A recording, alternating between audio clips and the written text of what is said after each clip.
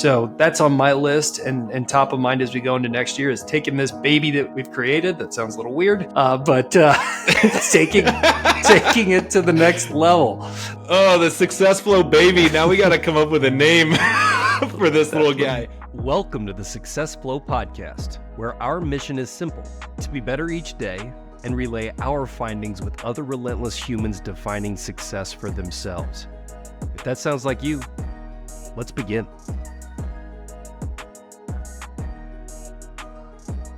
All right, back at it with the SuccessFlow podcast, and upon this release, we're approaching the peak of the most wonderful time of the year.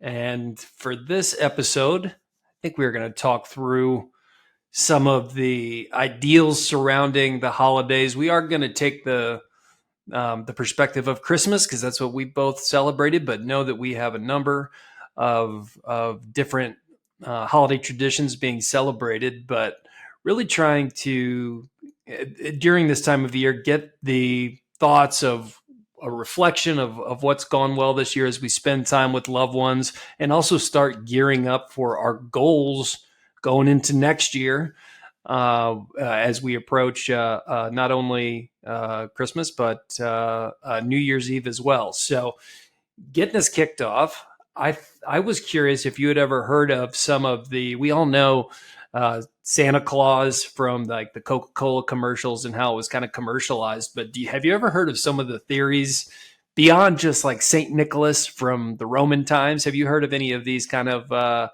theories on Santa and how he may have evolved from some agaric mushrooms in the Nordic regions? No, I don't know any backstory of hallucinogenic Santa Claus or whatever he was into back in his college days, maybe. But no, you may have some stories that you have to share because I don't know anything about this. Yeah, I just found it interesting that if you think of it's actually the agaric mushroom, and that it's typically depicted in like Super Mario Brothers, the red and white, just like Santa's outfit. Oh, yeah. And the actual, Santa's outfit and Alice in Wonderland, that type of mushroom. And that that appearance with the red and white attire, also that they were, growing on trees, like we put the ornaments on trees, and that reindeer are actually eat these mushrooms. So you get reindeer flying after eating the mushrooms. There's that. And it was just a very interesting article that we can maybe link in the show notes for our readers that are curious about this more interesting version of the origins of Santa Claus and Christmas. That's funny. Yeah, I've never heard of that, but I can visualize that mushroom. I've had a lot of Mario Kart days. I was always Toad or Yoshi, one of the two. And that's funny. I did not know that. I mean, obviously Santa Claus and Christmas, you have, Christmas is, from a religious aspect, the birth of Jesus. And I remember growing up and then some church stuff where Santa, believe it or not, the same letters spell Satan, which they told us was you switch around the letters and it was like a distraction from what Christmas was really truly about, which, everyone has their own beliefs and different things. But I remember growing up in Christmas morning or the night before Christmas Eve and literally getting so sick to my stomach and puking because I was so excited for the next day that I couldn't handle I just couldn't handle it. I couldn't sleep. I was like just a very excited little boy, let's say. And we had great Christmases growing up. I was blessed to have a great family, and my, mom always did a great job making sure us kids had presents and things like that to wake up to. And so it's just a fun time, definitely a fun time of year, no matter how you celebrate Christmas. It's just all the joy and the happiness and the people you're around. It also can bring, some sadness too. It's a time of reflection and things happen throughout, your life, and some people are with us still and some people aren't. And, that's obviously a challenging time when you want to be close, but at the crux of it all, I think spending time with friends and family and being close and making a season of joy There's no better holiday than Christmas, in my opinion. I mean, Thanksgiving, we had an episode last month, obviously, that we said Thanksgiving was our favorite holidays, football and food and drinks. And, there's just something about Christmas, though, I think, with the season and the lights and decorating. And if you're in cold weather environment, you have the snow and, there's a look to it, and it's a lot of fun. It's a great time of year. I couldn't agree more. It sounds like there's a reason we're doing this podcast together, because we were very similar as kids. I just loved it so much. My family was extremely into the holidays. It was like Santa's workshop inside both my house and my grandmother's house, where we spent a lot of that time. We were at church a lot for pageants and Christmas specials. It was just nonstop that time of year. And to your point, for a while in my life, it was a really sad portion, just because of, losing those that are close to you, and those memories are not the same. You have to put that effort in to rebuild your own traditions. My sister and I have talked about that a lot. Paul and I have talked about it, how it's so important that even you remember the great times, but it's your role to really recreate those traditions and adapt them to your life right now, and the kids that are around you, to recreate those memories for others. So love that we were on a similar page there.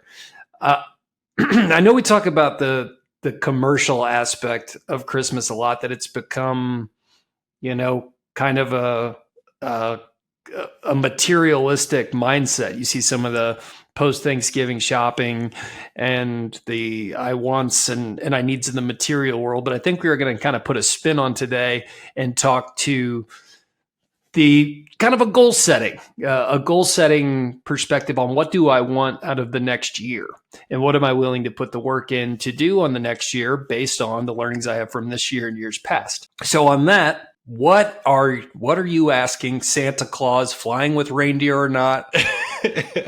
What are you asking Santa for 2024? Yeah, that's a really good question. I'm glad you put it, spun it that way of, your wish list when you were a kid. And the reason why we were so excited is because we got to unwrap our presents, and they were materialistic things, right? It was the Game Boy, right? When we were kids, or the first cell phone, the first time you got a cell phone, like the very, we were that generation, right? Or landline phone. Nintendo 60.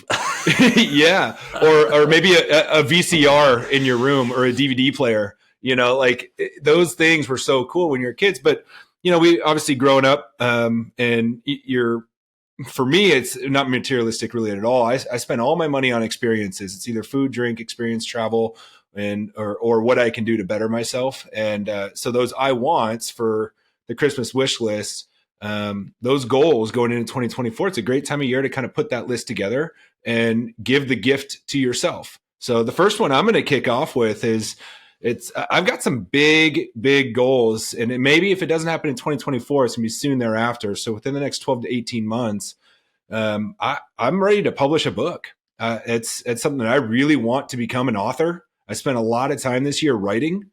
And so a big I want that I would like to turn into an I am is an author this time next year. Love that. No, it's been in the making, and the effort you put on that. And no, it's not a if, it's a when. I love that. On my list, I'm really excited for where the area of growth in my current accounts, in my role selling software, and really leveling up and seeing which customers that I haven't been able to serve yet. Really spending this time to identify that white space and look at who have I not reached? Who have I not been able to evangelize the software with? What problems can I solve there? And I just see this time of year turning the page with a fresh year, in some challenging times, to really go after and continue that mission hard, and very top of mind for me this year on my list as option one. That's very, very, very top of mind. So. Yeah, that's a good one. So that'll entail a little more travel, I would imagine, and just kind of being there with your customers, and dedicating that time. So maybe you add some miles, and then you can parlay that into some vacations with Paula as well. That could be a twofold. But yeah, it's a good one. I think these I wants, It's a way to better ourselves and better our career and better our craft. And, coming from a business standpoint, another big I want is we've built the foundation of our payroll business pretty solid in organic growth. And we're at the level now. It's like, okay, how do we grow faster? How do we get more at bats? How do we become bigger? And our vision is always to become the premier local payroll provider here in Phoenix, Arizona. And so, I want for us this year is to look at acquiring a business and having the means to do that and working with the right partners to make that happen. We've got some really great things technology wise coming out in 2024 that clients are going to absolutely love. And I think there's an opportunity here with a lot of baby boomer business owners that have had businesses for a long time. And there's local payroll companies around here and accounting firms that have payroll divisions and whatnot that are going to be looking to get out of the business, and they're not going to want to do it forever. And so I think those opportunities are starting to present themselves. And so positioning ourselves to be ready for when they come, I think that would be a very intriguing experience to go through an acquisition process on the buyer side and add some huge value to more small businesses here in the Phoenix area. That's a big I want for this next year, 12 to 18 months or so. And now it's, the preparation for that. What are all the questions? Who are the people I need to meet with? Who are the people that have gone through this process? Who can I learn from? And so that's kind of the prep work that's going on right now to see what that all looks like. And then again, it's finding the right partners and the right deal to structure for that acquisition. Love it. Right on pace there with the missions that we're on, business growth being top of mind and getting strategic on how you're going to go about that. I love that. I think another thing on my Christmas list, as we put it for this episode, is taking this podcast to the next level. It's been an awesome year, but I know we have quite a roster of guests that we've been working with on schedules, and it's going to be an awesome year to take it to the next level. We'll be figuring out how to grow the exposure more and really level up our game here as we continue to spread the word of the flow to success for each individual and how they're defining it for themselves. So that's on my list and top of mind as we go into next year is taking this baby that we've created. That sounds a little weird, but taking it to the next level. Oh, the SuccessFlow baby. Now we got to come up with a name for this little guy. Dude, bamboo seedling. Yeah, there you go. I mean, that's what it's about, right? We planted the seed, and it's the nurturing and the sunlight and the time and just continuing down the path and the consistency, and eventually the bamboo forest will form. And you're right. This has been a lot of fun. And this will be episode 30 that we're going to be dropping. It's 30 weeks straight of getting an episode out, a show. And at the end of the day, it's conversation. We're just having conversation. So it's not that this part is the hard part. This part is the fun part. The hard part is the consistency, right? Just making sure that we can continue down this path. But we're 30 weeks in. It's like, what do they say? You do something for 3 weeks and it all of a sudden becomes a habit, and then it becomes your identity. And the SuccessFlow podcast has definitely become an identity for each of us. And we do have some amazing guests lined up coming up. We've gotten people to reach out or say, yeah, I've been listening to what you're up to and I like what you're doing and I'd love to jump on. We're going to level our game up big time. That's a great one. I'm right there with you, brother. Love it. Love it. What's next on your list? Well, I'll parlay that into the OppoFlow stuff I've been working on. I've spent the last year really kind of defining what that looks like. And I've tried different things and I'm still defining. It'll always be redefined. That's the beauty of what OppoFlow is and having an open mind and just taking a look and recognizing good opportunities that align. It doesn't have to be any one thing. And so it'll always evolve. But I do want to start spending some time really getting into the workshops and speaking engagements at conferences or of various events, and actually monetizing that to bring awareness to everything that I'm doing within the payroll and HR space, but having and opening more doors and meeting more people through those types of speaking engagements.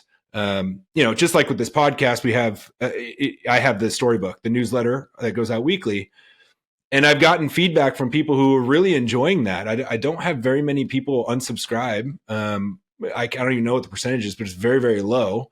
And it's been encouraging to see some of the feedback I get from those and it's opened more doors. Like, I really like what you're putting out there. I'm throwing an event. I'd love for you to come speak. And then now I have the opportunity, because I've done some of this, say, perfect, I'd love to, here's my fee, and see where that takes me. Right. And it doesn't have to be an exorbitant amount, but those reps have been made this year to have those workshops and have those speaking opportunities and doing it pro bono. Now it's time to kind of put that into action. I'm excited about that. So instead of, I want to become a speaker, or let's say a paid speaker, I am a paid speaker this time next year.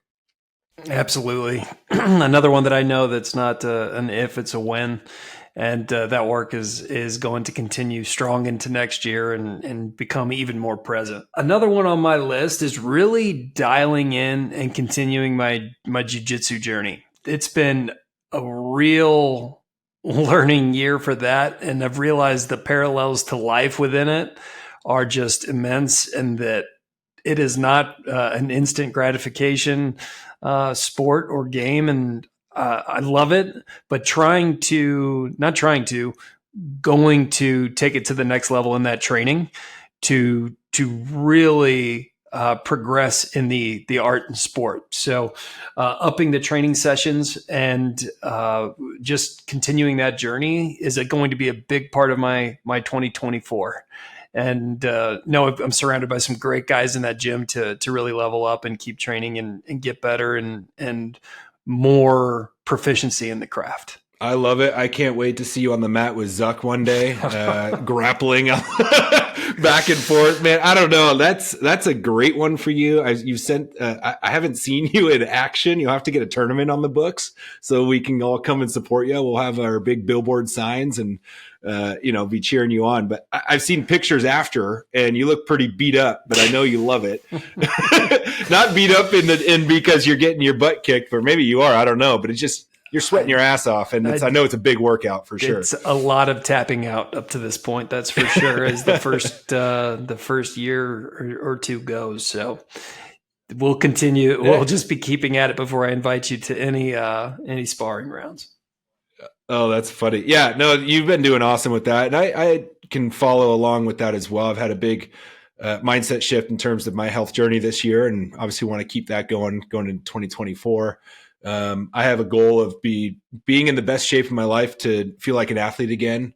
I'll be turning 38 next month. So it's, approaching that big old 4-0, which is kind of funny. Remember when we were kids and you like hear someone having the over the hill party at 40 and you thought how old they were? Yeah. And you're like, they're ancient, right? And now here, a couple years away and I'm like, I don't know, man. Like 40's not like, it feels like I'm 25 still. And maybe because this last year, maybe because the last year, that health journey that I've been on, had I been going down the same path that I was on, a year or two ago, it might have gotten worse or deteriorated a little bit faster or whatever. But dude, I've been the same weight this entire year. It's the first time in my entire life that I've been consistent with my weight every single day of the year. I have not fluctuated at all. And that's purely because of the workouts that I'm doing, the strength training that I'm doing, and now training for my 5th half marathon. And so I think going into 2024, just doubling down on that, right? Like I've had that identity shift. So now it's like, it's go time. And we've talked about this year being the year of Michael Jordan, 23, and next year being the year of Kobe Bryant, 24. So I'm dubbing next year as the year of Mamba mentality. It's go time. The business athlete. I love it. I think the other one that we're going on 5 years of marriage, Paula and I, which is crazy when you talk about how time is passing. And that being, we've started, I know that you and Kim do a good job of this, of really being lockstep and check-ins on your goals.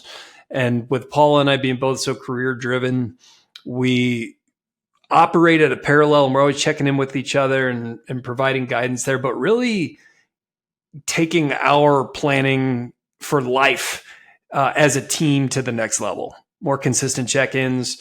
And really, after 5 years of marriage, checking in and saying, where are we at? I mean, we do this day to day, but again, if you're not intentional about it and really talking about all of the things that you're growing toward, that's where things can get sticky, right? People can, grow apart, which we are not at all. I don't think we've ever been more lockstep and have improved each other so much, but really honing in on our long-term plan together. She knows the mission that I'm on, and I know her commitment to science and her career, but really getting clear on where that overlaps and just, more systemizing, not only with her, but that's my theme for next year.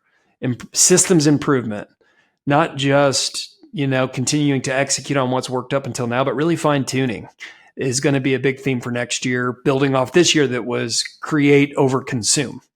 That was my big theme for this year. And I'm pretty proud of what we've done here, the writing I've done, the work on in my sales craft to really produce. And next year is going to be a year of fine tuning while continuing to execute on the practices that have implemented this year.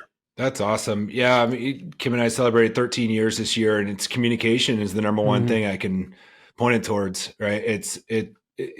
The love is there.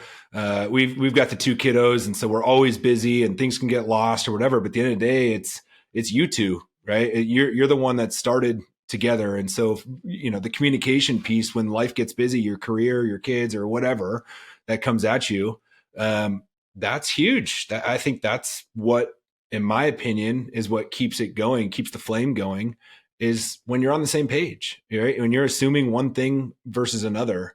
I think that's a great goal, and I'm happy to hear that about you guys. I remember that wedding in 2019, and I can't believe it's been coming up on 5 years. That's wild how fast. I feel like the early 20s were just like the early 2000s, like it was like the decade that doesn't exist. It's just like it's like we're already at 2024 in the mid 20s. It's just wild. But yeah, communication's key, man. That's at least what I can attribute our success to so far this year, or these last 13 years, I would say. So that's a good one. Yeah, families. That's, as my kids continue to grow up and get older, it presents. I think it's always hard. It's just the challenges change, and when they're little babies to toddlers to children to now my son's going to be going to middle school next year as a 6th grader. Like we're getting to the teenager years that are, coming up, and every single day presents a challenge. And I think communication goes a long way with your children as well. So for any of the listeners out there that have children, being present and having that communication with them is huge. And it's not easy. It's very difficult at times because there's no manual for this stuff.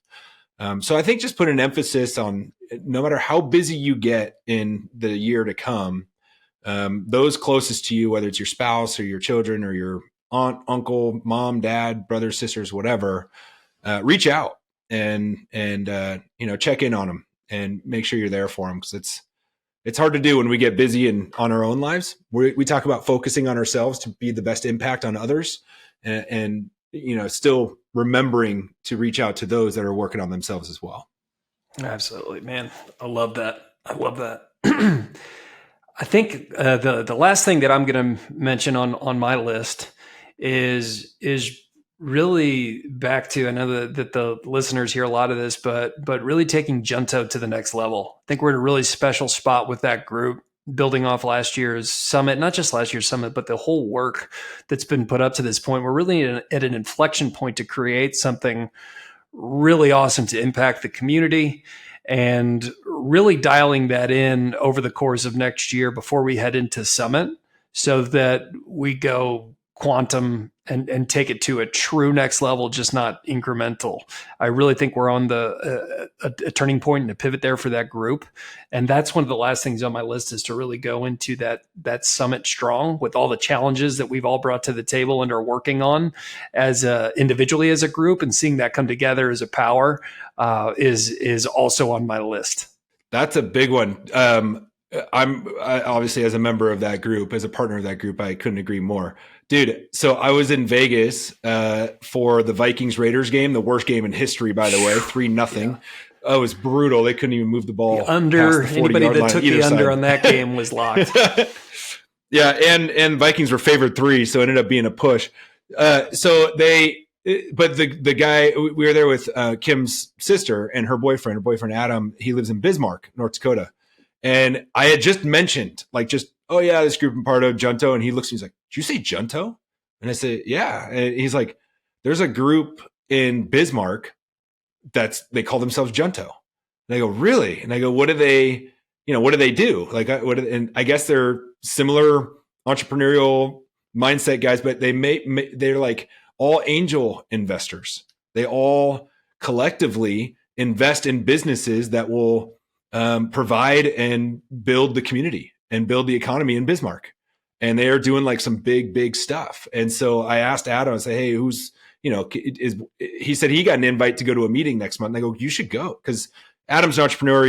He actually does a really cool business with ATM machines and gamings. And he works with all hundreds and hundreds of bars and restaurants and things like that up and through Minnesota and North Dakota and Nevada. And but I said, you need to go to that meeting and let me know how it goes. And I'd love an introduction to talk to one of the guys over there just to kind of pick their brain on what they're doing, letting them know what we're doing. But I just thought that was cool because it's not like a nationwide Junto association. We just built the one here in Phoenix. And then there's another group in Bismarck that just built one in Bismarck, like just because of the similar ideologies and whatnot. And I just thought that was a really cool conversation. So it'd be interesting to see how many other Junto groups there are around the country. Yeah.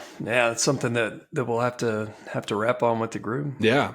What's last on your list, dude? Last on my list, this is something that I know you have done a lot. I have not. No other reason other than I just felt like it wasn't in the budget. But this year, I'm finally making the decision to really go all in and invest in myself and figure out a coaching program as a kind of a taster into working with mentors outside of my circle of influence, meaning paying someone who has shown success, and I've heard from others that have been successful going through those programs, and finding the right opportunity for me to invest in that and gain some insight to build out what I want the rest of my life to look like. And so I'm really excited about it. And that's a big one that I think will happen in Q1 for me this year. And I've narrowed it down to a couple of programs that I think I'm going to get involved with, and then it will then continue on from there, but just kind of road mapping stuff out. I would love to hear before we wrap. You've done this before. You've done a lot of these different things. You're a part of some of these groups, and just in a quick 60 seconds, 2 minutes or whatever, the benefits that you've gotten from it. Absolutely. And that's that was not a Christmas gift, but a wedding gift I gave myself, was hiring my first coach, to take a look at it. He was a performance coach, but we wound up taking a look at all of the things holistically that were interesting to me or holding me back, and it made a whole lot of changes. And what you're doing with a coach is you're paying someone to hold you accountable to what you truly want and look for your blind spots. You don't even realize you have them, but having these conversations and putting pen to paper and talking through what you say you want and what you really want and seeing what misaligns, there's nothing like it. So doing your due diligence like you are, finding someone that you trust and that you don't want to let down, someone that's in the place that you want to be, that people are always looking for silver bullets. There's no better silver bullet than finding someone who's in the place you want to be and letting them know about the landmines that you might be approaching and avoiding. And so I've been in your ear about it for a while. I'm so excited. You're not going to be the same if you go into an intentional coaching relationship and show up and play all out, because it is the only silver bullet that I really know of besides the health business athlete practices we talk about. Having someone to talk through that on a week-to-week basis is it's a game changer.